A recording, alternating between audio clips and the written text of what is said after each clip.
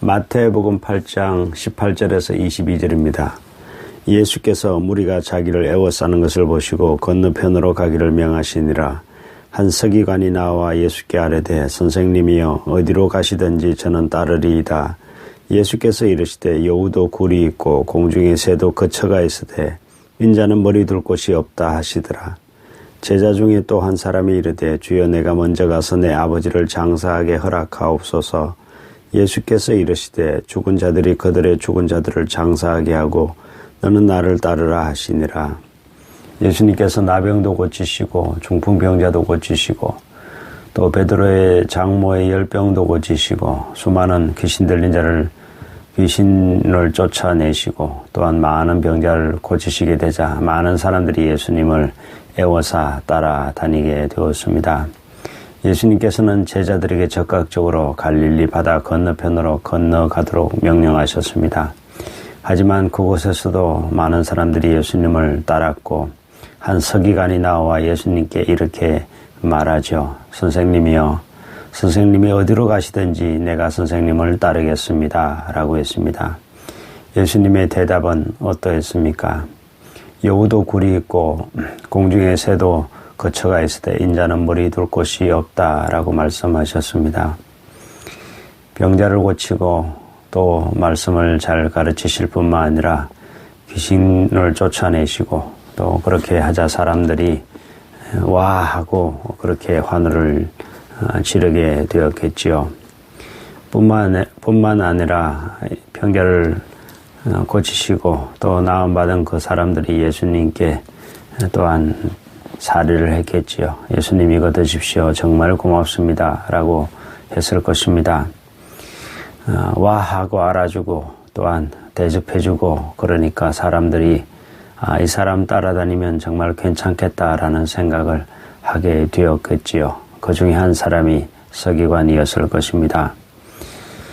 많은 청년들이 목사가 대접받고 또한 설교를 잘할 때는 사람들이 환호하고 그러니까 그런 환상에 젖어서 목사가 되려는 사람들이 있습니다. 그런 환상에 젖어 목사가 된 그런 사람들은 결국 후회를 하거나 또는 중도 탈락하기도 합니다. 왜요? 목사의 길은 그런 대접과 환호만 있는 것이 아니기 때문입니다. 고난의 길이기 때문이죠. 예수님께서는 지금 그걸 말씀하신 것입니다. 나를 따르는 것은 고생과 수고와 고난이 따르는 길이다 하는 말씀입니다. 제자 중에 또 한 사람이 예수님께 나와 이렇게 말했습니다. 나로 먼저 가서 내 아버지를 장사하게 허락하옵소서라고 했습니다. 예수님께서 대답하신 말씀은 이것입니다. 죽은 자들이 그들의 죽은 자들을 장사하게 하고 너는 나를 따르라. 아니 예수님 너무한 거 아닌가? 어떻게 부모가 죽었는데 아버지가 죽었는데 장사도 못하게 하고 또 장사하는데도 가지도 못하게 하고 예수님을 따르라니 도대체 인간의 도리를 아시는 분인가? 라고 생각이 드실 것입니다. 하지만 이 말씀은 정말 이 제자의 아버지가 돌아가신 것이 아닙니다. 지금도 약간 그렇죠. 부모를 장사 지내고 나서야 외국에 이민을 가겠다라든가 고대는 그런 것이 더욱 심했습니다. 부모를 마땅히 장사 지내고 난 다음에야 세상에 자신을 뜻을 펼치는 것이 효도하는 것이라는 그런 생각이 아주 강했지요. 사실 지금 아버지는 이 제자의 아버지는 살아있고 아버지가 돌아가시면 장사를 지내고 자유롭게 되면 그제서야 내가 주님을 따르겠습니다 라는 말입니다. 일제시대 만주에서 독립운동하던 그런 우리 선조들이 있었지요. 그런데 부모가 돌아가시게 되면 그 부고의 소식을 듣고 고향으로 가게 됩니다. 하지만 그것을 미리 알고 일본군들이 길목을 지키고 있다가 독립군을 잡아서 죽였지요.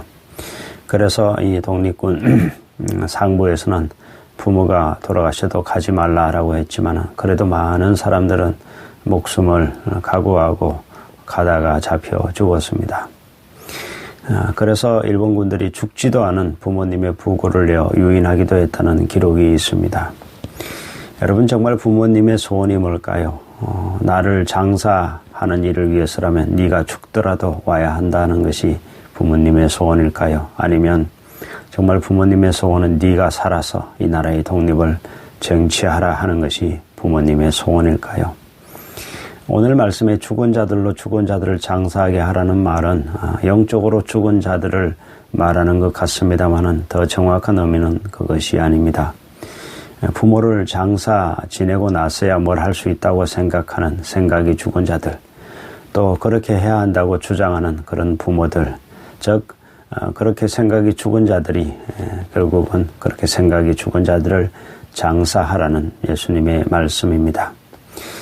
오늘 이 제자가 뭐라고 이야기했는가 하면 먼저 나로, 이런 먼저라는 단어를 쓰고 있습니다. 즉 우선순위가 뭐냐는 것입니다. 누가복음을 보면 많은 사람들이 주를 따르게 되자 한 사람이 이렇게 예수님께 말하고 있습니다. 선생님, 내가 선생님을 따르겠습니다마는 나로 먼저 가서 가족들과 작별하게 허락하옵소서. 예수님의 대답이 뭐였죠? 손에 쟁기를 잡고 뒤를 돌아보는 자는 하나님의 나라에 합당치 아니하다라고 말씀하셨습니다. 이것을 보면 예수님을 따른다는 것은 그 어떤 것보다 뒤로 미룰 수 있는 것이 아니라는 이야기입니다. 가장 긴급한 일이며 가장 중요한 일이라는 얘기죠. 우리는 부모를 장사 지내는 것이 가장 긴급하고 가장 중요하고 가장 가치 있는 일이라고 생각합니다만은 그것보다 더 중요하고 가치 있고 긴급한 것이 예수님을 따르는 것이라고 말씀하신 것입니다.